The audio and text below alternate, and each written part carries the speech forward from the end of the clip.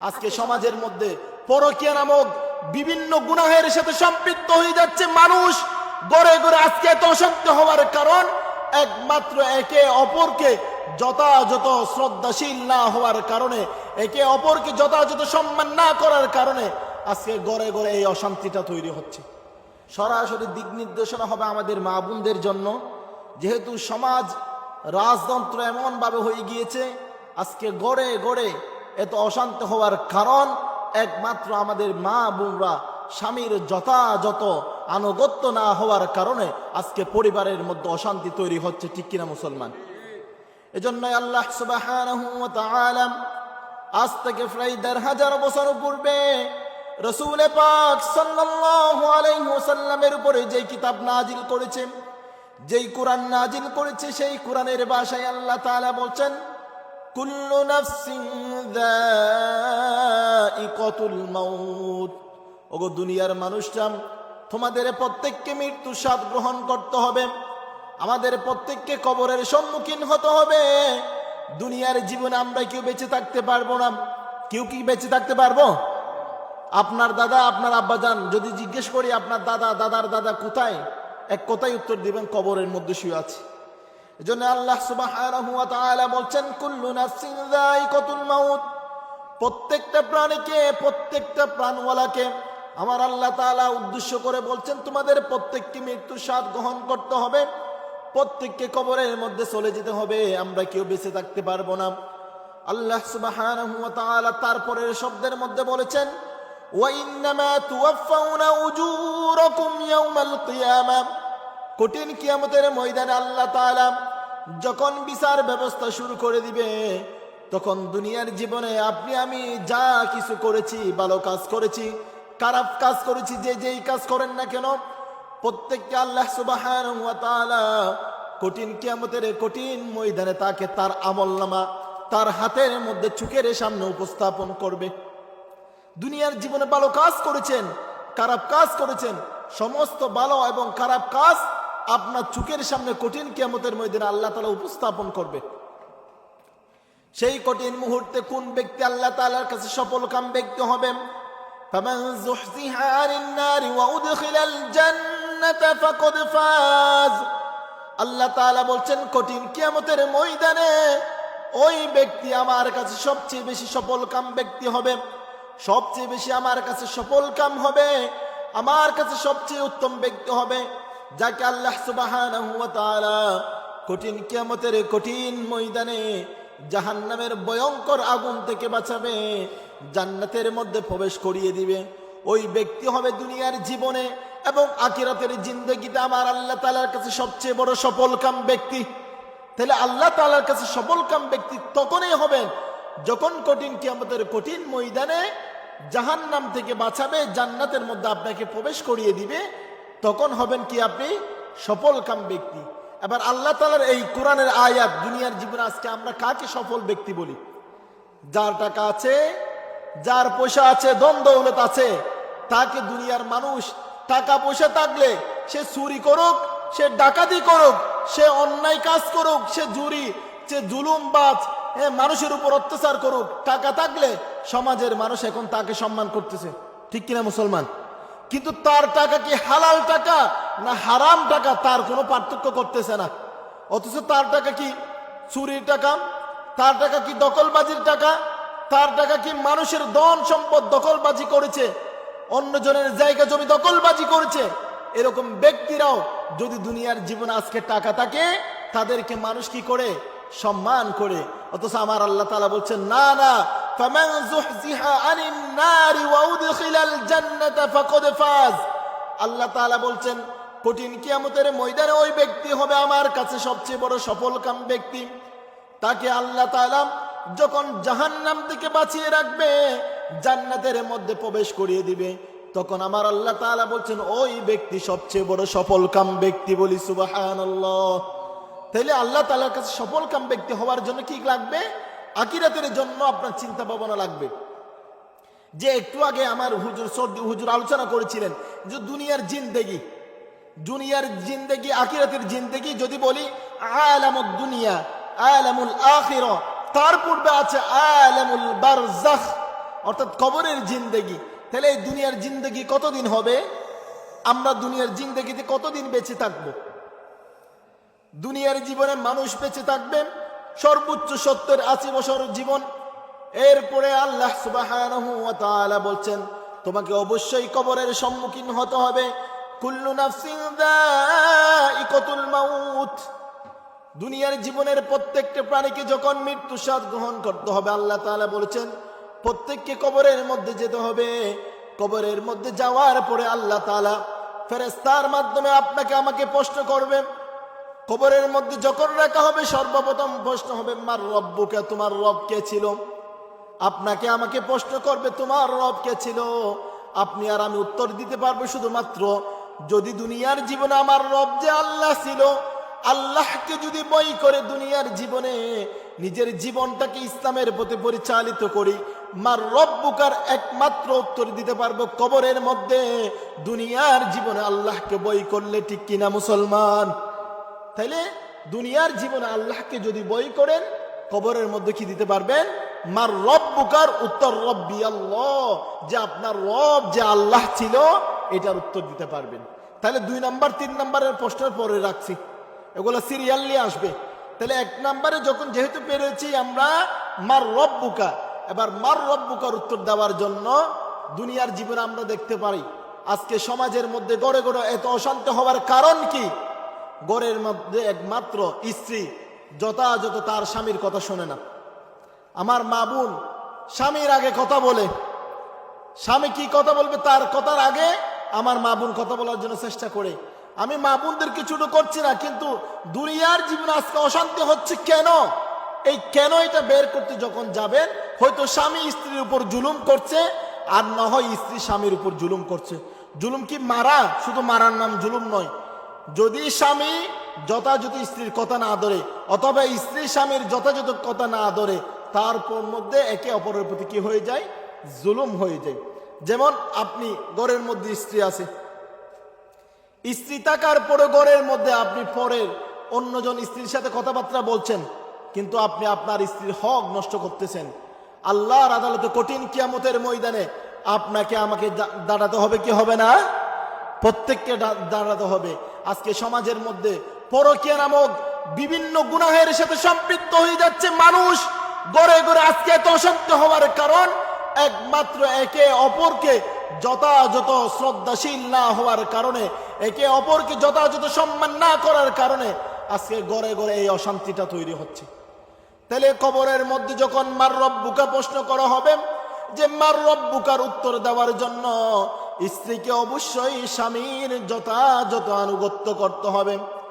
আল্লাহ সুবহানাহু ওয়া তাআলা রাসূল পাক সাল্লাল্লাহু আলাইহি সাল্লাম কি যখন মেরাজের রাত্রে কবরের মধ্যে, মেরাজের রাত্রে যখন আল্লাহ তাআলা রাসূল আরবি সাল্লাল্লাহু আলাইহি সাল্লামকে আল্লাহ তাআলার সান্নিধ্য লাভ করার জন্য মেরাজের ভ্রমণ করিয়েছেন, তখন আল্লাহ রাসূল সাল্লাল্লাহু আলাইহি সাল্লামকে জান্নাত এবং জাহান্নাম উপস্থাপন করা হলো। জাহান্নামের মধ্যে সবচেয়ে বেশি নারীর সংখ্যা বেশি। আল্লাহ রাসূল সাল্লাল্লাহু আলাইহি সাল্লাম চোখের পানি ফেলে দিয়ে, দাড়ি মুবারক ফেলে দিয়ে কান্না করতেছেন। জাহান্নামের মধ্যে কেন নারীর সংখ্যা বেশি? যেই নারীর পেট থেকে আমি মুহাম্মাদুর রাসূলুল্লাহ সাল্লাল্লাহু আলাইহি ওয়াসাল্লাম দুনিয়ার জীবনে এসেছি, যে মায়ের পেট থেকে আমরা দুনিয়ার জীবনে এসেছি, আমার মা জাত কেন জাহান্নামের মধ্যে সবচেয়ে বেশি যাচ্ছে? আল্লাহ রাসূল সাল্লাল্লাহু আলাইহি সাল্লাম উত্তর দিচ্ছেন, ওগো আমার প্রাণের ফেরেশতারা তোমরা শুনো। ফেরেশতাদেরকে প্রথমে বলেছে, তারপর দুনিয়ার জিন্দেগিতে এসে বলে ফেরেশতাদেরকে প্রশ্ন করা হলো আমার মা বোনরা কেন জাহান্নামের মধ্যে? আল্লাহ রাসূল সাল্লাল্লাহু আলাইহি সাল্লাম এক কথাই উত্তর দিয়ে দিলেন, মা বোনরা শুধুমাত্র জাহান্নামে যাওয়ার কারণ একটাই কারণ, স্বামীর যথাযথ আনুগত্য না করার কারণে। আজকে সমাজের মধ্যে মা বোনরা স্বামীর যথাযথ আনুগত্য করে না।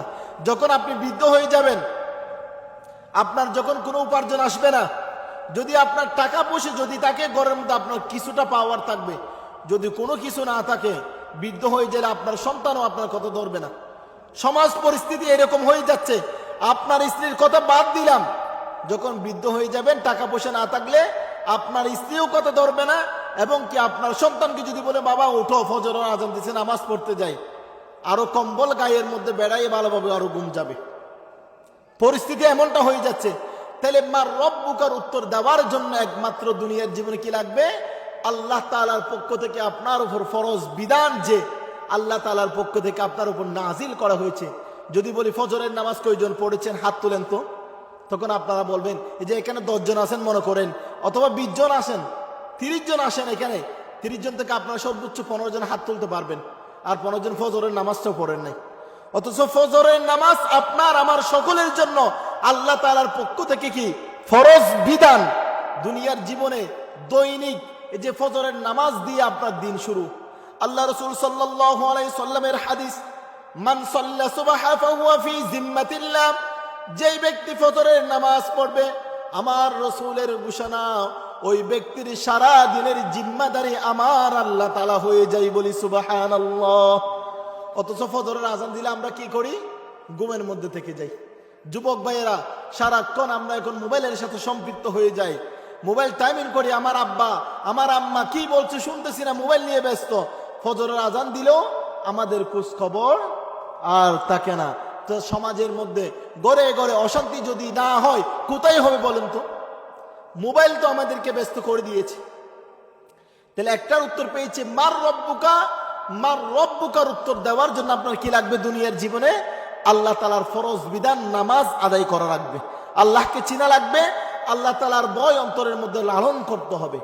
2 নাম্বার ওয়ামান দীনুকা, 2 নম্বর প্রশ্ন হবে কবরের মধ্যে, ওয়ামান দীনুকা, তোমার দিন কি ছিল? তখন আপনি উত্তর দিতে পারবেন দীনিয়াল ইসলাম, আমার দিন যে ইসলাম ছিল। ইসলাম মতো যদি আপনি জীবন যাপন করেন, ইসলাম মতো যদি আপনি জীবনটাকে পরিচালনা করেন, যদি আপনি নিজের জীবনটাকে ইসলামের মধ্যে যদি বিলীন করে দেন, তখন আপনি কবরের মধ্যে দীনিয়াল ইসলাম উত্তর দিতে পারবেন। এখন আমরা দীনিয়াল ইসলাম উত্তর দেওয়ার জন্য ইসলাম কি, ইসলামের পথের মধ্যে আমরা যথাযথ নাই। কেননা আল্লাহ সুবহানাহু ওয়া তাআলা কোরআনের অপর জায়গার মধ্যে বলছেন, সূরাতুল বাকারার 8 নম্বর 208 নম্বর আয়াতের মধ্যে বান্দাদেরকে মেসেজ দিয়ে জানিয়ে দিচ্ছেন, ইয়া আইয়ুহাল্লাযীনা আমানু দুখুলু ফিস সিলমি কাফা, হে ঈমানদারগণ তোমরা যারা আমার উপর ঈমান এনেছো। আল্লাহ তাআলা ডাক মেরে বলছেন, হে ঈমানদারগণ তোমরা যারা আমার প্রতি ঈমান এনেছো, উদখুলু ফিস সিলমি কাফা, তোমরা পরিপূর্ণভাবে ইসলামের মধ্যে প্রবেশ করো। তাহলে আমরা যারা ঈমান এনেছি, ঈমান আনার পরে আমাদের করণীয় কি? উদখুলু ফিস সিলমি কাফা, পরিপূর্ণভাবে ইসলামের মধ্যে প্রবেশ করা। তাহলে এখন যে আপনিও মুসলমান দাবি করছেন, আমার মুরব্বী আমার দাদাও কি করছে? মুসলমান দাবি করছে। আপনি নামাজ পড়েন না, জুমাবারে একদিন জুমার নামাজ পড়েন, শুক্র আলী, শুক্রবারের নামাজ পড়েন মানে কি? শুক্র আলী। আপনি জুমাবারে শুধু একদিন নামাজ পড়েন, জুমার নামাজ, তাহলে আপনি হয়ে গেলেন কি? শুক্র আলী। আর মুরব্বীও আমার দাদা 5 ওয়াক্ত নামাজ পড়ে আলহামদুলিল্লাহ, তাহলে আমার দাদা সমান। আল্লাহর কাছে আপনি সপ্তাহে একদিন নামাজ পড়েন, আপনি 7 দিনে 7 দিন নামাজ পড়েন, আল্লাহর কাছে কে বেশি প্রিয় হবেন? যে 7 দিন পড়েন সে বেশি প্রিয় হবেন, নাকি শুক্র আলী প্রিয় হবেন? 7 দিনেরটা প্রিয় হবেন না? যে যে এখন ওয়াজ করতেছেন, নামাজ পড়তেছে, যে অনেকে আলোচনা শুনতেছেন, আলোচনা একটু করেও শুনলে সওয়াব, বেশ শুনলো সওয়াব। যত বেশি শুনবেন তত বেশি সওয়াব, যত বেশি কম শুনবেন তত বেশি কম সওয়াব হবে। যত বেশি ইবাদত করবেন তত বেশি সওয়াব বেশি পাবেন আল্লাহর কাছে, যত বেশি কম করবেন তত বেশি কম সওয়াব পাবেন। এটা তো আল্লাহ তাআলার দিক নির্দেশনা। তাহলে আবার দেখেন, আবার আমার অনেক মুরব্বী দাদারা কি আছে, কি রকম সারা জিন্দেগি সারা বছর নাই নামাজ নাই দোয়া, বৃদ্ধ অবস্থা যাবে কোথায়? এখন লাঠি একটা ধরে মসজিদের মধ্যে গিয়ে নামাজ পড়ে। ছোট বাচ্চারা যদি মসজিদের মধ্যে যায়, একটু দুষ্টামি করে তাদেরকে বকাসকা দিয়ে গালি দিয়ে 14 গোষ্ঠীকে গালি দিয়ে শেষ করে দিবে, সেটাও ভালো নয়। তো নামাজের জন্য, ইসলামের জন্য, আল্লাহর ঘরের জন্য মান জা বিল হাসানাতি ফালাহু আশরু আমসালিহা, আল্লাহ তাআলা বলছেন যে ব্যক্তি আমার একটা ভালো কাজ করার জন্য, আমার একটা নেক কাজ করার জন্য এক কদম এগিয়ে আসে, আমার আল্লাহ তাআলা ওই ব্যক্তির আমল নামার মধ্যে 10 নেকি সওয়াব লিপিবদ্ধ করে দেন, বলি সুবহানাল্লাহ। সেটা বৃদ্ধ হোক, সেটা ছোট বাচ্চা হোক, সেটা যৌবন ব্যক্তি হোক, বরং ছোট বাচ্চা যৌবন ব্যক্তিরা যত বেশি ইবাদত করে তত বেশি কবুল আমার আল্লাহ তাআলার কাছে তাড়াতাড়ি হয়েছে। কেননা আপনিও একদিন কি ছিলেন? ছোট্ট ছিলেন, যুবক ছিলেন, আজকে শেষ বয়সে আপনি কি হয়ে গিয়েছেন? বৃদ্ধ হয়ে গিয়েছেন। তাহলে আমার মূল পয়েন্ট কোথায় ছিল? 1 নাম্বার, কবরের মধ্যে আপনার প্রশ্ন কি হবে? মার রব্বুকা। এটা কি শুধু আমার হবে? সকলের জন্য মার রব্বুকা হবে। সেদিন সকলকে উত্তর দিতে হবে মার রব্বুকা। ওই ফেরেশতার কাম হবে শুধু 3টা প্রশ্ন। 3টা প্রশ্ন করার পর উনি চলে যাবে। যদি উত্তর দিতে পারেন কবরটা আপনার জান্নাত হয়ে যাবে। এই 3টা প্রশ্নের উত্তর দিতে না পারলে তাহলে আপনার সেইখান থেকে আযাব শুরু হবে। আবার আযাব কাদের জন্য শুরু হবে? দুনিয়ার জীবনে চলার ক্ষেত্রে অনেকে দুনিয়ার জীবনে জীবন যাপন করার ক্ষেত্রে চুরি করেছে, ডাকাতি করেছে, অন্যজনের ধন সম্পদ গ্রাস করেছে, মানুষের জায়গা জমি জুলুম করেছে। দুনিয়ার জীবনে বিভিন্ন পরকীয়ার সাথে, জিনাহারের সাথে সম্পৃক্ত হয়ে গিয়েছে। তারাও মৃত্যু হবে, তারাও কবরের মধ্যে যাবে। আরেকজন ব্যক্তি দুনিয়ার জীবনে ভালোভাবে নিজের জীবনটাকে পরিচালনা করেছে, কবরের মধ্যে সেও যাবে। কবরের মধ্যে যখন প্রশ্ন করা হবে ওই ব্যক্তি উত্তর দিবে, আর ওই ব্যক্তি দুনিয়ার জীবনে যে খারাপ কাজ করেছে সে কবরের মধ্যে বেঁচে যাবে। কবরের মধ্যে যথাযথ উত্তর দিতে পারবে না, আর যথাযথ যখন উত্তর দিতে পারবে না কবরের মধ্যে তার আযাব শুরু হয়ে যাবে। তাহলে কবর আমাদের জন্য প্রথম স্টেশন। কবরের জিন্দেগি সকলের জন্য কি প্রথম স্টেশন। আখিরাতের জিন্দেগি হচ্ছে তো পরে। দুনিয়ার জীবনের শুরু আছে, শেষও আছে। এই দুনিয়ার জীবনে আপনি জন্ম হয়েছেন, আপনার মৃত্যু হবে, কিন্তু আখিরাতে আপনার আর কোনো মৃত্যু হবে না। আখিরাতে আপনার বিচার ব্যবস্থা। কিন্তু কবরের জিন্দেগি হবে কি আপনার একটা অস্থায়ী কিছুদিন, 50,000 বছর বা আলফা সানাতিন ইল্লা 50 আম আয়াত, এই কোরআনের আয়াতের মধ্যে যদি যায় 50,000 বছর কবরের জিন্দেগি আমরা পেয়ে যাই। তাহলে কবরের জিন্দেগি যদি আপনার 50,000 বছর থাকতে হয়, সেই কবরের মধ্যে আপনার যদি আযাব হয় পারবেন কি সহ্য করতে? এটা তো সকলের জন্য আসবে। তাহলে 3 নম্বরে আসবে তো আমার নবীউগা, তোমার নবী কে ছিল? তখন এই উত্তর দেওয়ার জন্য যে ব্যক্তি দুনিয়ার জীবনে নবীর আদর্শে আদর্শিত হয়েছেন, রাসূল পাক সাল্লাল্লাহু আলাইহি সাল্লামকে অনুসরণ করে নিজের জীবনটাকে পরিচালনা করেছেন। যেমন এখন আমরা অনেকে দেখতে পাই, আমার অনেক মুরব্বীদেরকে দেখতে পাই, মেয়ে বিবাহ শাদী দিয়েছে, সন্তানের জন্য বউ নিয়ে আসছে। এখন মুরব্বীরা চুলের মধ্যে কি লাগায়? কলব লাগায়। দাড়ির মধ্যে কি লাগায়? কলব লাগায়। আল্লাহ রাসূলের হাদিস, যারা দুনিয়ার জীবনে নিজেকে যৌবন প্রমাণ করার জন্য দাড়ি এবং চুলের মধ্যে কলব লাগায়, তারা জান্নাত তো দূরের কথা, জান্নাতের সুঘ্রাণ শুদ্ধ পাবে না, বলি নাউযুবিল্লাহ। অতএব সম্মানিত হাজিরিন, আমার সম্মানিত প্রাণপ্রিয় মুসল্লিয়ানি করম, আপনারা যারা অতীতে ভুল করেছেন, আল্লাহর ওয়াস্তে সকলের কাছে বিনীতভাবে অনুরোধ করছি, আপনারা কেউ আর কলব লাগাইয়েন না। মেহেদি দিবেন, গাছের মেহেদি। গাছের মেহেদি দিলে কি আছে? আপনার ফায়দা আছে। যদি না পারেন একদম সাদা রেখে দিবেন। কেননা সাদা অবস্থা আল্লাহর কাছে যখন দোয়া করবেন, আল্লাহ আমার দাড়ি সাদা হয়ে গিয়েছে, আমার চুল সাদা হয়ে গিয়েছে, আল্লাহ আপনি আমার ইবাদত বন্দেগী আল্লাহ তোমার কাছে তুমি কবুল করো, তখন আল্লাহ তাআলা আপনার ইবাদত বন্দেগী দুনিয়ার জীবনে যখন দোয়া করবেন আল্লাহ তাআলা আখিরাতের জন্য কবুল করে নেবেন, বলি সুবহানাল্লাহ। তাহলে কঠিন কিয়ামতের ময়দানে আপনার আমলনামা যখন আপনার সামনে উপস্থাপন করবেন, আরেকজন ব্যক্তিকেও তার আমলনামা আল্লাহ তাআলা উপস্থাপন করবে। একজন ব্যক্তি বলবে, আল্লাহ দুনিয়ার জীবনে আমি হজ করেছি, দুনিয়ার জীবনে আমি যাকাত দিয়েছি, দুনিয়ার জীবনে আমি দান করেছি, ইবাদত করেছি, তাহাজ্জুদের নামাজ পড়েছি, 5 ওয়াক্ত নামাজ পড়েছি, আজকে আমার আমলনামা কেন সাদা হয়ে গেল? আল্লাহ তাআলা উত্তর দিবে, ওগো বান্দা, দুনিয়ার জীবনে তুমি নামাজ পড়েছো মানুষকে দেখানোর জন্য, সমাজের মধ্যে আমাকে সবচেয়ে বড় নামাজি বলা হবে। দুনিয়ার জীবনে তুমি হজ করেছো তোমাকে হাজী সাহেব বলার জন্য, আলহাজ বলার জন্য। দুনিয়ার জীবনে তুমি দান করেছো তোমাকে সবচেয়ে বড় দানবীর বলার জন্য। যে ব্যক্তি দুনিয়ার জীবনে বড় দানবীর সাজার জন্য, মানুষের মারহাবা পাওয়ার জন্য দান করবে, মানুষকে দেখানোর জন্য হজ করবে, মানুষকে দেখানোর জন্য নামাজ পড়বে, আমার আল্লাহ তাআলা বলবে, দুনিয়াটা তোমাকে দুনিয়াতে দিয়ে দিয়েছি, আখিরাতে তোমার জন্য আমি কোনো কিছু রেখি নাই। কেননা মানুষকে দেখানো ইবাদত আমি আল্লাহ তাআলা পছন্দ করি না। তাহলে আল্লাহ তাআলা মানুষকে দেখানো ইবাদত কি করে না? পছন্দ করে না। একজন ব্যক্তি দুনিয়ার জীবনে যথাযথ ইবাদত করতে পারতো না। বেচারা গরিব মানুষ, বেচারা কি গরিব মানুষ, রিক্সা চালায়, সারাদিন কষ্ট করে এসে মসজিদের মধ্যে শেষ রাতের মধ্যে এসে, আল্লাহ আমি সারাদিন পরিবার পরিজনের জন্য রিজিকের অন্বেষণ করতে গিয়ে আল্লাহ যে অবস্থা পেয়েছে, আজান হয়েছে, রিক্সাতে আমি নামাজ পড়েছি, অথবা আমি চাকরি করছি, আল্লাহ আজান হয়েছে আমি নামাজ পড়েছি। গরিব মানুষ কিন্তু নামাজটা পড়েছে আল্লাহর জন্য। ওই ব্যক্তির ইবাদত যদি আল্লাহ তাআলার কাছে কবুল হয়ে যায়, আমার আল্লাহ তাআলা তাকে তার আমলের বিনিময়ে জান্নাত দান করবেন, বলি সুবহানাল্লাহ। তাহলে সম্মানিত হাজিরিন, তাহলে আমাদের ইবাদত, আমাদের একমাত্র ইবাদত হবে কার জন্য? আল্লাহর জন্য। যে দেখেন সময়ের পার্থক্য, দেখেন সময়ের পার্থক্য কেমন, দেখেন যে কিছুদিন পূর্বে আমরা দেখেছিলাম বাংলার জমিনে 116 জন আলেমের লিস্ট করেছিল। সময়ের ব্যবধানে আল্লাহ তাআলা এমন ব্যবস্থা করে দিয়েছে, যারা যেই তুরিন আফরোজ, শামসুদ্দিন মানুষ, নিজুম মজুমদার, নাস্তিকরা যারা আলেমদের লিস্টি করে সুপ্রিম কোর্টে মামলা করেছিল, আজকে আমার আল্লাহ তাআলা এমন ব্যবস্থা করে দিয়েছে, সেই ফেসিবাদ জালিমদের 14 গোষ্ঠীর লিস্টি করার ব্যবস্থা করে দিয়েছে। ঠিক কিনা মুসলমান? তাহলে সময় কারো জন্য অপেক্ষা করে না। তাহলে ক্ষমতার বাহাদুরি কেউ করবেন না, টাকার ধন সম্পদের বাহাদুরিও কেউ করবেন না।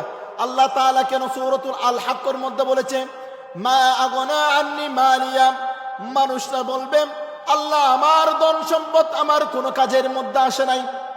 এই আয়াত বাস্তবতার সাথে একটু মিলিয়ে দেখেন, বাস্তবতা কি? যদি বলি আমাদের সম্মানিত ওবায়দুল কাদের সাহেব, আপনারা চিনেন ওবায়দুল কাদেরের কি কোনো টাকা পয়সার অভাব ছিল? আজকে তার টাকা দিয়ে সে যদি স্বাধীনভাবে বাংলাদেশের মধ্যে যদি একটু চলাফেরা করতে চায়, বাঁচতে চায়, সে কি পারবে? তার টাকা দিয়ে পারবে? কেন? ক্ষমতা প্রতিহিংসা এমন, তাকে অবশ্যই মানুষের উপর সে অত্যাচার করেছে, আজকে তাকে শাস্তির সম্মুখীন হতে হবে। সেটা যদি আমিও করি, অতএব মনে করেন আমি বিএনপি করি অথবা আমি জামাত করি, হেফাজত করি, আমি যদি ক্ষমতা পেয়ে সাধারণ মানুষের উপর জুলুম করি, আমি বিএনপি জামাত বলে কথা নয়, আমারও একদিন কি হবে? পতন হবে। অতএব ক্ষমতার বাহাদুরি কেউ করবেন না। কেননা আমার আল্লাহ তাআলা বলছেন, মা আগনা আন্নি মালিয়া হালাকা আন্নি সুলতানিয়া। প্রথমে বলেছেন মা আগনা আন্নি মালিয়া, আমার ধন সম্পদ আমার কোনো কাজে আসে নাই। হালাকা আন্নি সুলতানিয়া, ও আল্লাহ, এবং আমার ক্ষমতাও আমার কোনো কাজে আসে নাই। তাহলে যে যারা বলেছিল 2041 সাল পর্যন্ত এই দেশের মধ্যে তারাই নেতৃত্ব দিবে, 2041 সাল পর্যন্ত পেরেছে নাকি 24 সালের মধ্যে বিদায় নিয়েছে? অতএব ক্ষমতার বাহাদুরি আপনারাও করবেন না, বিএনপির বাইরেও করবেন না, জামাতের বাইরেও করবেন না, কেউ করবেন না। ক্ষমতার বাহাদুরি আমার আল্লাহ তাআলা পছন্দ করেন না। দলিল নিবেন না, কথা বলছি, এই কথার দলিল লাগবে তো। হুজুর যে কথা বলেছে এই কথার দলিল লাগবে। যে আপনি আপনার ঘরের মধ্যে বসবাস করছেন, 2 দিন পর যদি কেউ এসে এই ঘরের মালিক আমি, এই ঘরের জায়গার মালিক আমি, তখন আপনাকে তাড়িয়ে দিতে চাইলে আপনার মামলা, তখন একটা ঝগড়া হয়ে যাবে না? যে আমি কথা বলেছি এই কথার তো দলিল লাগবে। সূরাতুল আল হাক্ক আমার আল্লাহ তাআলা 29 এবং 30 নম্বর আয়াতের মধ্যে বলেছেন। কত নম্বর সূরা? আল্লাহ তাআলা 29 নম্বর পারার সূরাতুল আল হাক্কর 29 এবং 30 নম্বর আয়াত। প্রথমে বলেছে মা আগনা আন্নি মালিয়া, আল্লাহ আমার টাকা পয়সা ধন দৌলত আমার কোনো কাজে আসে নাই। এরপর আমার ক্ষমতাও হালাকা আন্নি সুলতানিয়া, আল্লাহ আমার ক্ষমতাও আমার কোনো কাজে আসে নাই। অতএব ক্ষমতার বাহাদুরি আপনারাও কেউ করবেন না। তাহলে এটা হচ্ছে দলিল। যখন প্রশ্ন করা হবে ওয়ামান নাবিয়্যুকা, তোমার নবী কে ছিল? নবী যে মুহাম্মদুর রাসূলুল্লাহ সাল্লাল্লাহু আলাইহি ওয়াসাল্লাম ছিল, এটার উত্তর তারাই দিতে পারবে যারা রাসূল পাক সাল্লাল্লাহু আলাইহি ওয়াসাল্লামের আদর্শে আদর্শিত হয়ে নিজের জীবনটাকে ইসলামের পথে, দ্বীনের জন্য, ইসলামের জন্য আল্লাহর কাছে বিলীন করে দিয়েছে। রাসূল সাল্লাল্লাহু আলাইহি ওয়াসাল্লামের সুন্নাহ মতো দাঁড়িয়ে রেখেছেন। আল্লাহ রাসূল সাল্লাল্লাহু আলাইহি ওয়াসাল্লামের সুন্নাহকে সেই কবরের মধ্যে বলবে, আল্লাহ আমি সেই রসুলকে ভালোবেসেছি, রসুলের দাঁড়িয়ে রেখেছি, মাওলা তুমি আমাকে সেই রসুলের উত্তর দেওয়ার তুমি ব্যবস্থা করে দাও। তাহলে কবরের মধ্যে যে মুহাম্মদুর রাসূলুল্লাহ সাল্লাল্লাহু আলাইহি সাল্লামের উত্তর দিতে পারবেন, ওয়ামান নাবিয়্যুকার উত্তর দিতে পারবেন, তখনই যখন দুনিয়ার জীবনে রাসূল পাক সাল্লাল্লাহু আলাইহি ওয়াসাল্লামের আদর্শিত হয়ে নিজের জীবনটাকে পরিচালনা করেন। আবার এই আয়াত নিয়ে ব্যাখ্যা করতে গিয়ে যখন আমরা বর্তমান বিজ্ঞানকে আমাদের সামনে রাখি, বিজ্ঞান লাগবে না ডাক্তার, কেন ডাক্তার আমাদের লাগতেছে? অসুস্থ হয়ে গেলে কি আমরা কি ঘরের মধ্যে বসে থাকি, নাকি ডাক্তারের কাছে চলে যাই? তাই ডাক্তারের কাছে যেতে হচ্ছে কেন?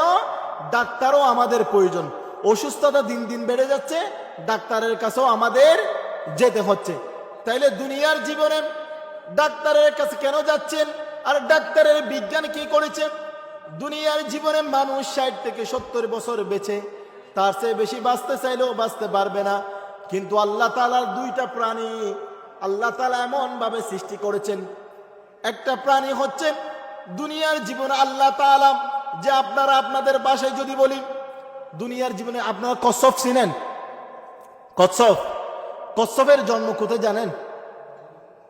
কচ্ছপ কতদিন বাঁচে? বর্তমান বিজ্ঞান কি বলছে আর আল্লাহ তাআলা কি বলেছে? আমরা বাঁচি মাত্র কতদিন? 60, 70, 80, 100 বছর সর্বোচ্চ। তারপর কি বেঁচে থাকতে পারবো না। কিন্তু কচ্ছপকে আল্লাহ তাআলা এমন ভাবে সৃষ্টি করেছে, এই কচ্ছপকে আল্লাহ তাআলা 250 বছর দুনিয়ার জীবনে বাঁচার মতো ক্ষমতা দান করেছেন, বলি সুবহানাল্লাহ। তাইলে আপনার আমার জিন্দেগি কচ্ছপের চেয়ে ছোট।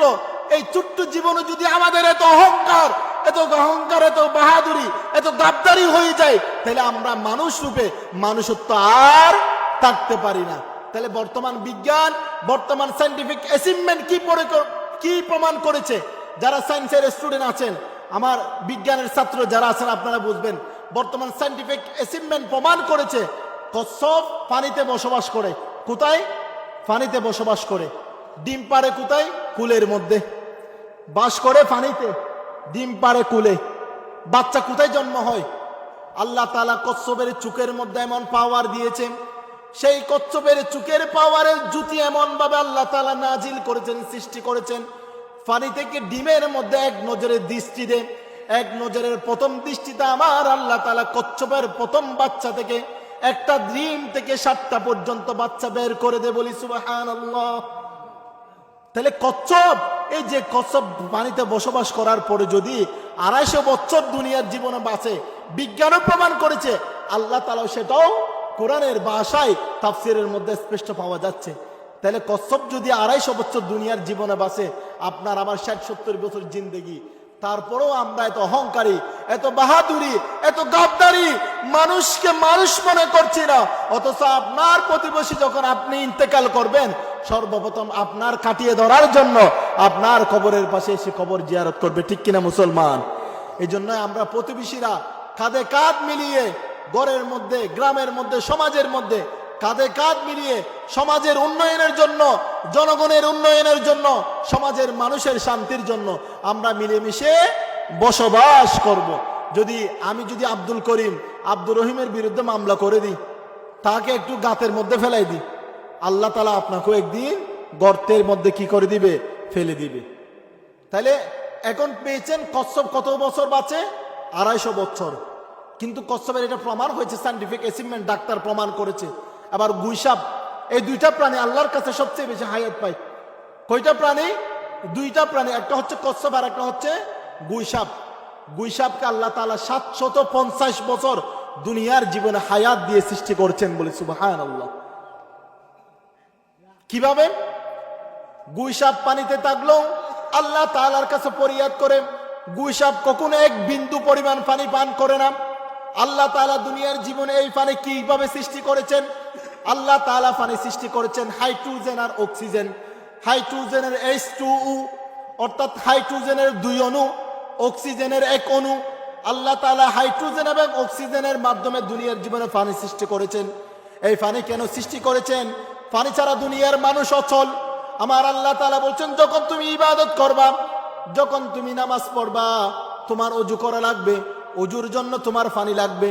আর তুমি যখন নাপাক হয়ে যাবে, তোমার পবিত্র হওয়ার জন্য তোমার পানি লাগবে। তুমি যখন পায়খানা প্রস্রাব করবা, তখনও তোমার পানি লাগবে।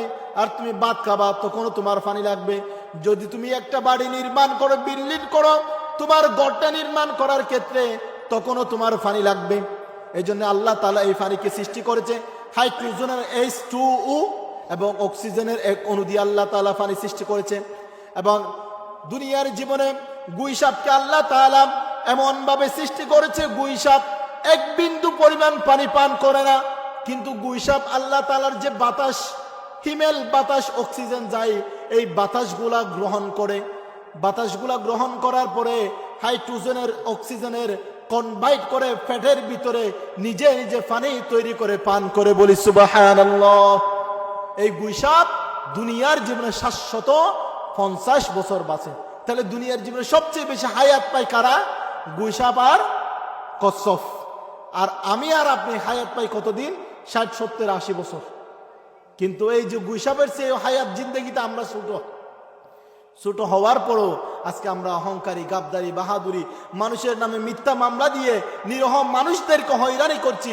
এটার জন্য জালিমের সেই বড় জালিম যদি হয়ে যায়, আল্লাহর আদালতে আমাকে আপনাকে জবাব দিতে হবে।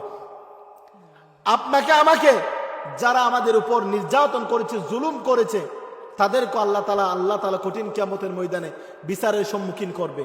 কিন্তু আজকে আমি যদি স্বাধীন হওয়ার পরে তাদের উপর আবার অতিরিক্ত বেশি জুলুম করে পড়েছি, জুলুম ততটুকু করতে পারবো, আমাকে যতটুকু ক্ষতি করেছে ততটুকু পর্যন্ত আমি তাকে, আমার ক্ষতি করার কারণে আমি তাকে প্রতিশোধ নিতে পারবো। তবে যদি পারেন আপনি মাফ করে দিতে পারেন, ক্ষমা করে দিতে পারেন।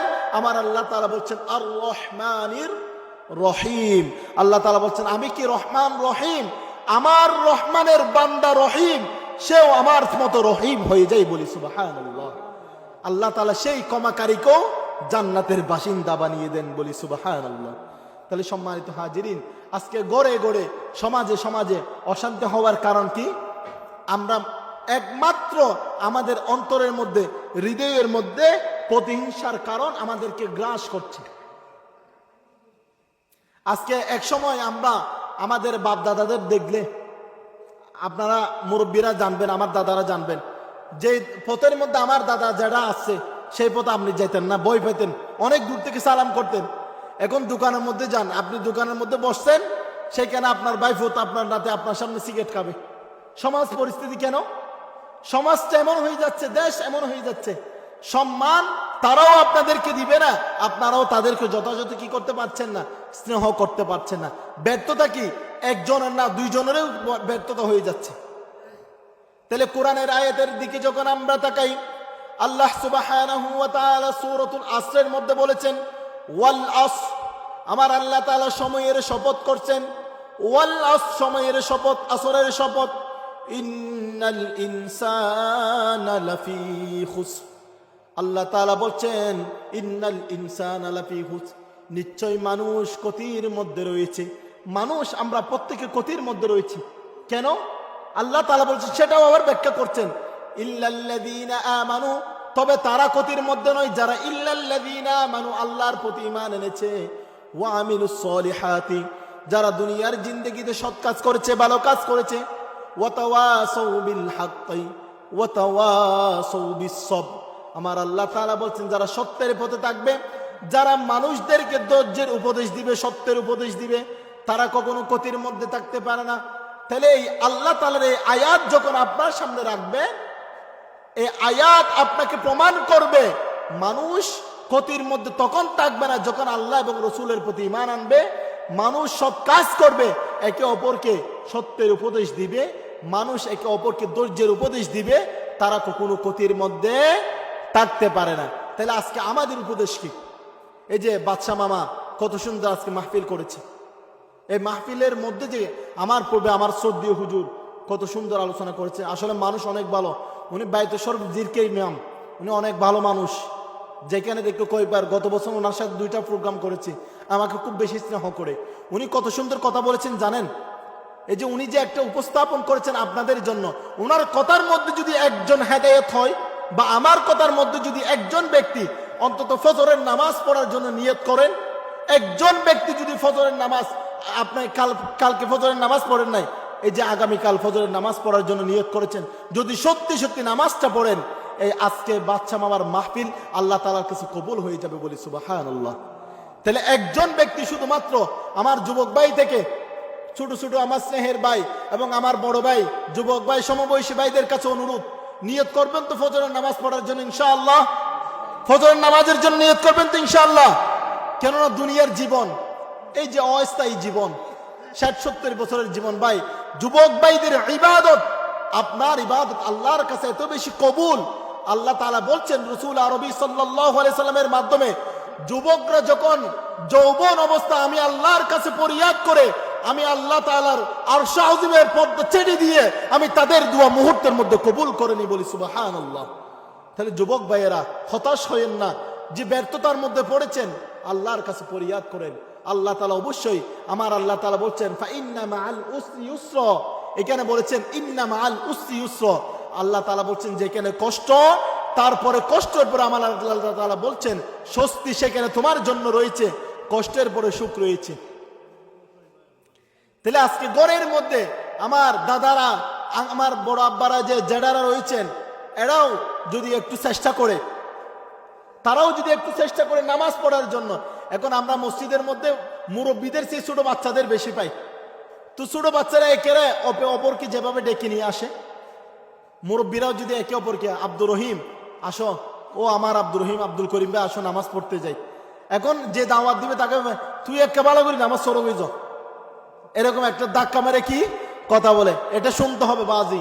আল্লাহ রাসূল সাল্লাল্লাহু আলাইহি সাল্লাম দ্বীনের দাওয়াত দেওয়ার জন্য দদ্দন মুবারক শহীদ করেছে, কাফেরদের কাছে নির্যাতিত হয়েছে, জেল জুলুমের শিকার হয়েছে, এবং কি আবু লাহাব, খুতবা, শাইবা তাদের কাছেও পর্যন্ত প্রথমে কি হয়েছে, নির্যাতিত হয়েছে। যেখানে রাসূল সাল্লাল্লাহু আলাইহি সাল্লামের সামনের পরের কোনো গুনাহ নাই, আল্লাহ তাআলা সমস্ত সবকিছু মাফ করে দিয়ে যাকে জান্নাতের সুসংবাদ দিয়েছে, সেই রাসূল শুধুমাত্র উম্মতদের জন্য নিজের জীবনটাকে ইসলাম প্রতিষ্ঠার জন্য নিজের জীবনটাকে বিলীন করে দিয়েছেন, বলি সুবহানাল্লাহ। তাহলে আল্লাহ রাসূলের হাদিস, বাল্লিগু আন্নি ওয়ালাউ আয়া, পৌঁছিয়ে দাও আমার একটি বাণী হলো। এখানে উলামায়ে কেরামদেরকে বলে না এই কথা, বাল্লিগু আন্নি ওয়ালাউ আয়া, এটা আপনার জন্য, আপনি কিচ্ছু জানেন না। আপনি কি এটাও জানেন না লা ইলাহা ইল্লাল্লাহু মুহাম্মাদুর রাসূলুল্লাহ সাল্লাল্লাহু আলাইহি ওয়াসাল্লাম, এটাও জানেন না? আপনার উপর ঈমানই দায়িত্ব আল্লাহ তাআলার পক্ষ থেকে, বাল্লিগু আন্নি ওয়ালাউ আয়া, পৌঁছিয়ে দাও একটি বাণী হলো অন্তত অপর মুসলমানকে। এই বাল্লিগু আন্নি অর্থাৎ এই যে আপনি কালিমার দাওয়াত অপর মুসলমানকে আপনার পৌঁছিয়ে দেওয়া, এটা আল্লাহ তাআলার পক্ষ থেকে ঈমানই দায়িত্ব। তাহলে আজকে আমরা এই যে আমাদের ব্যর্থতার কারণটা কি, আমরা যথাযথ আল্লাহর হক আদায় করছি না। যে এই আয়াত যখন আপনার আমার চোখের সামনে রাখা হয়, কুল্লু নাফসিন যায়িকাতুল মাউত, প্রত্যেকটা প্রাণীকে মৃত্যুর স্বাদ গ্রহণ করতে হবে, কেউ বেঁচে থাকতে পারবো না। তাহলে আয়াতের পরের কথা যে বলেছেন আল্লাহ তাআলা, ওয়া ইন্নামা তুওয়াফাউনা উজুরাকুম ইয়াউমাল কিয়ামাহ, কঠিন কিয়ামতের ময়দান আপনাকে ভালো মন্দের সব কিছু আপনার সামনে উপস্থাপন করা হবে। ফামান যুহজিহা আনিন নারি ওয়া উদখিলাল জান্নাতা ফাকাদ ফাজ। আল্লাহ তাআলা বলছেন কঠিন কিয়ামতের ময়দানে ওই ব্যক্তি হবে সবচেয়ে বড় সফলকাম ব্যক্তি, যাকে জাহান্নাম থেকে বাঁচানো হবে, জান্নাতের মধ্যে প্রবেশ করানো হবে, ওই ব্যক্তি হবে আমার কাছে সবচেয়ে বড় সফলকাম ব্যক্তি, বলি সুবহানাল্লাহ। তাইলে আল্লাহ তাআলার কাছে সফলকাম ব্যক্তি হওয়ার জন্য আপনার কি করা লাগবে, দুনিয়ার জীবনে আল্লাহর ইবাদত বান্দাগি করা লাগবে। এরপর কি বলেছেন, ওয়ামাল হায়াতুদ দুনিয়া ইল্লা মাতাউল গুরুর, সর্বশেষ কথা আল্লাহ তাআলা এখানে বলছেন, সর্বশেষ কথা, ওয়ামাল হায়াতুদ দুনিয়া ইল্লা মাতাউল গুরুর। আল্লাহ তাআলা বলছেন এই দুনিয়ার জীবনটা হচ্ছে ধোঁকা, পুরা দুনিয়ার জিন্দেগি কি ধোঁকা। এই ধোঁকার মধ্যে আপনাকে আমাকে কেন ফেলছে, এটার উত্তর করা লাগবে না। এটার উত্তর আল্লাহ তাআলা অপর জায়গায় বলছেন, ওয়ামা খালাকাতুল জিন্না ওয়াল ইনসা ইল্লা লিয়াবুদুন। আল্লাহ তাআলা বলছেন আমি জিন জাতি এবং মানব জাতিকে শুধুমাত্র ইল্লা লিয়াবুদুন, আমি আল্লাহর গোলামি করার জন্য, আমার ইবাদত বান্দেগি করার জন্য দুনিয়ার জীবন আমি সৃষ্টি করেছি, প্রেরণ করেছি শুধুমাত্র ইল্লা লিয়াবুদুন, আল্লাহ তাআলার গোলামি করার জন্য। আবার আল্লাহ তাআলা অপর আয়াতের মধ্যে সূরাতুল মুলকের মধ্যে বলছেন, আল্লাযী খালাকাল মাউতা ওয়াল হায়াতা লিয়াবলুয়াকুম আইয়ুকুম আহসানু আমালা। দুনিয়ার জীবনে তোমাদেরকে কিছুদিনের জন্য পরীক্ষা করার জন্য হায়াত এবং মাউত দিয়ে আমি সৃষ্টি করেছি।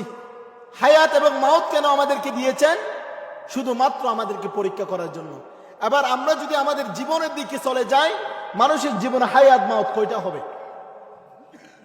মানুষের জীবনে তো আমরা জানি একটা হায়াত একটা মাউত, কিন্তু এই আয়াতের যখন ব্যাখ্যা আপনার চোখের সামনে রাখা হবে, আপনার হায়াত জিন্দগি কোথায় কোথায় দেখেন। আপনি দুনিয়ার জীবনে আপনার মায়ের গর্ভের পেট থেকে এসেছেন, তখন আপনার একটা জন্ম হয়েছে, কিন্তু তার পূর্বে আমার আল্লাহ তাআলা আপনাকে রক্তপিণ্ড থেকে মায়ের গর্ভের ভিতর আপনাকে কি করেছে? আমার আল্লাহ তাআলা প্রেরণ করেছে, সৃষ্টি করেছে। তখন আপনি মৃত ছিলেন।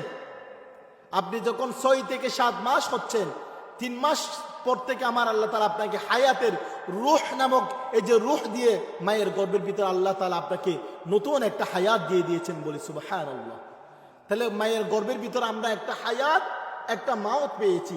সেই মায়ের গর্ভ থেকে দুনিয়ার হায়াত এটা এখনো পর্যন্ত 60 বছর 70 বছর হয়ে যায়। তাহলে হায়াতের পরে আমাদের মরণ হয়, মরণের পরে কবরের জিন্দেগি শেষে আখিরাতের জন্য আমাদেরকে আবার কি করা হবে?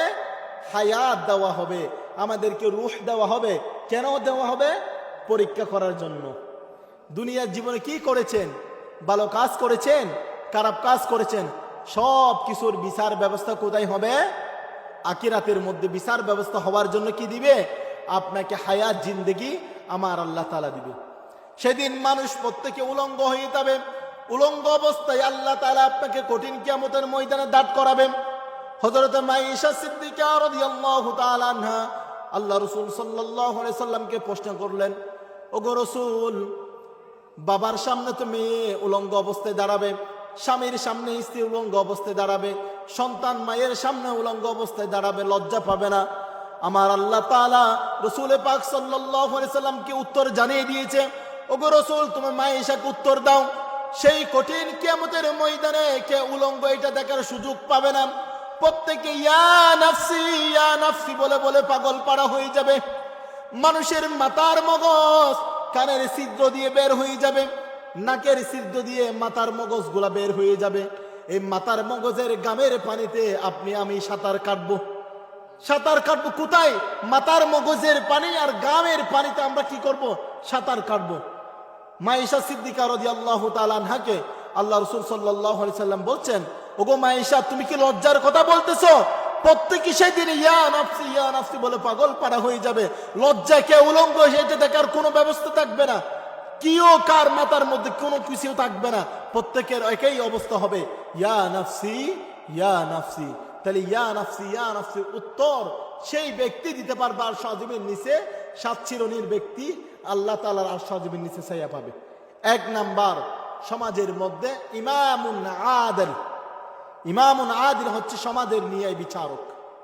আজকে সমাজের ন্যায় বিচারক আছে 50 টাকা যেখানে বেশি পাই, একটা চায়ের কারণে চায়ের দোকানে আমাদের সর্দারগণ একটা চা বেশি খাইতে পারলে বিক্রি হয়ে যায়। বিচারপতি মেম্বার সাহেব 5,000 টাকা বেশি পাইলে কি হয়ে যায়? বিচার ব্যবস্থা বিচার গুড়িয়ে দেয়, হয় না? সমাজের মধ্যে রাষ্ট্রের মধ্যে এমন হয়েছে, যার কারণে আল্লাহ তাআলা অধঃপতন দিয়ে তাদেরকে আবার পরীক্ষার মধ্যে ফেলছেন। মেম্বার সাহেবগণ, চেয়ারম্যান সাহেবগণ 5,000 টাকার বিনিময়ে 10,000 টাকার বিনিময়ে তারা উল্টে গিয়েছে। অথচ আমার আল্লাহ তাআলা বলছেন ইমামুন আদিল, কঠিন কিয়ামতের কঠিন ময়দানে ইমামুন আদিল যারা সমাজের মধ্যে ন্যায় বিচার করেছে, তাদেরকে যখন মানুষ ইয়া নাফসি বলে পাগল পাড়া হয়ে যাবে, সেই কঠিন মুহূর্তে আমার আর সাজমের নিচে ছায়া দান করবো বলে সুবহানাল্লাহ। তাহলে এই ছায়া পাওয়ার জন্য সমাজের মধ্যে ন্যায় বিচার করতে হবে। আর যারা ছায়ের একটা চা 5 টাকা দামের 10 টাকা দামের ছায়ের কাছে বিক্রি হয়ে যায়, আমার মুরব্বী দাদারা নানারা সাক্ষী উল্টা ঘুরিয়ে দেয়, তাদেরকেও আমার আল্লাহ তাআলা মিথ্যা সাক্ষী দেওয়ার কারণে আল্লাহর আদালতের কঠিন কিয়ামতের ময়দানে দাঁড় করিয়ে দিবে, কেউ বাঁচতে পারবেন না। অতএব সম্মানিত হাজিরিন, অতীতে যা ভুল করেছেন সমস্ত ভুলের জন্য আল্লাহর কাছে ক্ষমা প্রার্থনা করুন, তাওবা করুন, বেশি বেশি ইস্তেগফার করুন। আজকের মাহফিল তখনই সফল হবে, আমার পূর্বে যে আমার শ্রদ্ধেয় হুজুর সম্মানিত আইয়ুব আলী আনসারী হুজুর আলোচনা করেছেন, তার আলোচনা থেকে যদি একজন ব্যক্তি যদি হেদায়েত প্রাপ্ত হন, অথবা আমার আলোচনা থেকে একটা ওয়াজ যদি কারো উপকারে আছে, একটা হেদায়েতের বাণী হয়ে যায়, আজকের বাচ্চা মামার মাহফিল আমার আল্লাহ তাআলার কাছে সফল হয়ে যাবে বলি সুবহানাল্লাহ। অতএব বিনীতভাবে অনুরোধ থাকবে, যত মানুষ এসেছেন প্রত্যেকের কাছে বিনীতভাবে অনুরোধ, ফজরের নামাজ পড়ার জন্য কে কে নিয়ত করবেন আল্লাহর কাছে হাত তুলে দেখান তো। জোরপূর্বক নয়, যারা পারবেন একটু নিয়ত করবেন যে আল্লাহ আমি ফজরের নামাজ পড়ার জন্য নিয়ত করেছি, আল্লাহ তুমি আমাকে কবুল করো। আমিন বলেন আমিন। আমার মা বোনরা যারা ঘরের মধ্যে প্রবেশ করছে, ঘরের পর্দার আড়ালে আমার মা বোনরা যারা আছে, তাদের কাছে আমার অনুরোধ থাকবে তারা যেন যথাযথ স্বামীর যথাযথ যেন আনুগত্য করে, একে অপরের সাথে ঘরের মধ্যে মিলেমিশে অন্য ঘরের বউয়ের কার ঘরের মধ্যে কি হয়েছে এই সমালোচনা না করে কাঁধে কাঁধ মিলিয়ে প্রত্যেকের জন্য মিলেমিশে থাকে, প্রত্যেকের জন্য যথাযথ নামাজ পড়ে পর্দার বিধান মেনে চলে। আজকে সমাজের মধ্যে পর্দা উঠে গিয়েছে। পর্দার যখন ওয়াজ করি আমার মা বোনরা রাগ করে ফেলে। পর্দা আসলে আমরা জানতে যখন চাই, ইসলাম আমাদেরকে পর্দার বিধান দেখা যায় কয়টা? 3টা। 1 নাম্বার একদম উলঙ্গ থাকা বেপর্দা। উলঙ্গ কি কেউ থাকে না। তবে সমাজের মধ্যে ইহুদি খ্রিস্টানদের এমন চক্রান্ত আমাদের মধ্যে ছড়িয়ে দিয়েছে, আমাদের মা বোনদেরকে উলঙ্গ থাকার ব্যবস্থা করে দিয়েছে। কেমন? এমন সুইচ ফিটিং কাপড় বের করে দিয়েছে, তারা প্যান্ট থেকে শুরু করে এই যে 3 পিস পর্যন্ত যা কিছু পড়বে শরীরের বাহির থেকে ম্যাপ করা যায়, অথবা এমন পাতলা কাপড় পরে যে বাহির থেকে ভিতরে কি আছে সব কিছু দেখা যাচ্ছে। ঢাকা শহরে যারা আছেন আপনারা দেখবেন, কক্সবাজারের আশেপাশে যারা আছেন আপনারা জানবেন যে নিজের চোখ এগুলো হেফাজত করা অনেক দায়িত্ব হয়ে গিয়েছে। মার্কেটের মধ্যে রমজানের মধ্যে ঢুকতে পারে না পুরুষ আমাদের মা বোনদের জন্য, অথচ আল্লাহ রসুল সাল্লাল্লাহু আলাইহি সাল্লামের জামানা থেকে শুরু করে এই পর্যন্ত যখন আপনি উলামায়ে কেরাম আল্লাহ রসুল সাল্লাল্লাহু আলাইহি সাল্লামের হাদিস বিশ্লেষণ করবেন, দেখতে পারবেন ঘরের মধ্যে পুরুষ অর্থাৎ স্বামী স্ত্রীর জন্য যা কাপড় আনবে শুধু তাই পড়তে পারবে, বড় ভাই বোনদের জন্য যা কাপড় আনবে তাই পড়তে পারবে, অর্থাৎ পুরুষরা ঘরের মধ্যে মা বোনদের জন্য যে কাপড় আনবে তাই পড়তে পারবে, তারা ঘর থেকে বাহির হতে পারবে না। কিন্তু আজকে তারা বলবে না, আমার পছন্দের কাপড় আমি মার্কেটে গিয়ে নেব। আছে কি নাই? ঘরের মধ্যে এমন ব্যবস্থা হয়ে গিয়েছে। তাহলে আমার মা বোনদের কাছে অনুরোধ থাকবে যথাযথ স্বামীর আনুগত্য করবেন। কেননা আল্লাহ রসুলের হাদিস, আমার রসুলকে যখন মেরাজে গমন করিয়েছিল, রসুল সাল্লাল্লাহু আলাইহি সাল্লাম জাহান্নামের মধ্যে সবচেয়ে বেশি নারীর সংখ্যা দেখার পরে আমার রসুল কান্না করে দিয়েছে। আল্লাহ রসুল সাল্লাল্লাহু আলাইহি সাল্লাম কান্না করার পরে ফেরেশতা জিজ্ঞেস করছেন, জিব্রাইল আমিন আল্লাহ রসুল সাল্লাল্লাহু আলাইহি সাল্লামকে জিজ্ঞেস করছেন, ওগো রসুল আপনি কেন কান্না করতেছেন? আমার রসুল বলছেন, জাহান্নামের মধ্যে আমি সবচেয়ে বেশি দেখেছি নারীর সংখ্যা বেশি, যেই নারীর পেট থেকে আমি দুনিয়ার জীবনে এসেছি। আমার মা জাত কেন জাহান্নামের মধ্যে যাবে? আমার মা জাত যদি জাহান্নামের মধ্যে যায়, আমি রসুল আল্লাহকে কি জবাব দিব? এই জন্যই রসুল সাল্লাল্লাহু আলাইহি সাল্লামের এই হাদিস থেকে বিশ্লেষণ করা যায়, অ্যানালাইসিস করা যায়, মা বোনরা যদি স্বামীর যথাযথ আনুগত্য করে আমার আল্লাহ তাআলা বলছেন তাদের জন্য জান্নাত উন্মুক্ত করে দিয়েছেন। বলি সুবহানাল্লাহ। তাহলে মা বোনদের একটাই, এটা হচ্ছে আসল কাজ। স্বামীর যথাযথ আনুগত্যের পরে যখন আল্লাহর ফরজ বিধান আদায় করবে, যথাযথ নামাজ আদায় করবে, 3টা কাজের মধ্যে এই 2টা হচ্ছে প্রধান। 2টা কাজ করলে তাদের জন্য জান্নাত উন্মুক্ত হয়ে যাবে। তাহলে আজকের মাহফিল থেকে আমাদের মেসেজ মা বোনদের জন্য, পর্দা, যথাযথ পর্দা করতে হবে, স্বামীর যথাযথ আনুগত্য করতে হবে। আল্লাহ তাআলার ফরজ বিধান যখন সুস্থ থাকবে তারা আদায় করবে। আজকে যারা আমরা এখানে এসেছি, আমরা যে নামাজ পড়ছি, নামাজ শুধু নিজে পড়লে হবে না। আমি মুরব্বী, আমি নামাজ পড়ছি, ঘরের মধ্যে আমার ছেলে নামাজ পড়ে না। আমার ছেলে সারাক্ষণ গাঁজা দুনিয়ার সম্পৃক্ত গুনাহের সাথে সম্পৃক্ত, কিন্তু আমি মসজিদের মধ্যে নামাজ পড়ছি, ইবাদত করছি, কপাল ঘষে বলছি। কঠিন কিয়ামতের ময়দানে আমার সন্তানের জন্য আমাকেও প্রশ্নের সম্মুখীন হতে হবে।